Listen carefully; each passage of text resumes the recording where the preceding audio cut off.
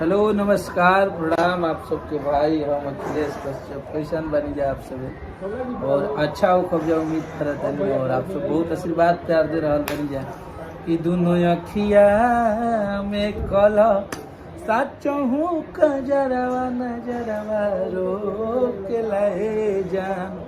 तो आप सबके ओकरा बाद हम एगो बहुत तगड़ा सेट सॉन्ग लेके आ रहा बनी अपना बीट मशीन खेसारी भैया के संगे जौना में नेपाल के एगो लड़की भैया के टैटू के रही और सोम्या पोखरेल जी।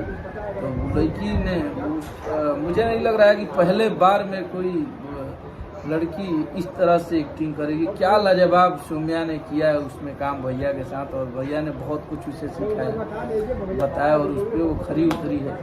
और जे भी प्रेम कैले हुई जरा भी धोखा मिलल हुई प्रेम में चाहे लगन में बहुत लोग ऐसे भाई बा लोग जे केहू से प्यार करेला और ऐसा ऐसा असमंजस आ जाला बीच में जौना से वहाँ सब ना मिल पाइल जाए वहाँ सबके प्यार में रुकावट आ जाला। तो ओकरा के लेके हम एगो गाना बनौले बनी और बहुत अच्छा गाना बा, बहुत तगड़ा गाना बा और इमोशनल गाना बा। सबसे बड़ा चीज़ बा कि रोवे लगी हैं आदमी देखला के बाद रोंगटा खड़ा हो जा रहा है।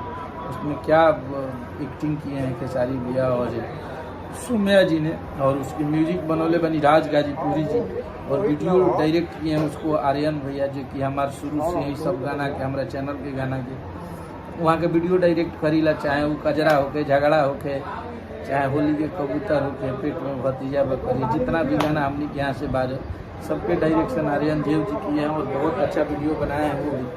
तो सभी को थैंक यू सो मच और आप लोग तैयार रहिए उस गाने को। हम लोग अभी तो फाइनल डेट नहीं है लेकिन एक तरह से मान के चलिए कि फाइनल ही है। 24 तारीख को उस गाने को हम लोग कोशिश कर रहे हैं कि रिलीज हो जाए और उसको हम लोग लॉन्च करेंगे बहुत तगड़े स्तर पे। तो जैसा होगा आपको अपडेट जरूर देंगे लेकिन उस गाने के लिए आप लोग तैयार रहिए, बहुत तगड़ा गाना लेके आ रहे हैं।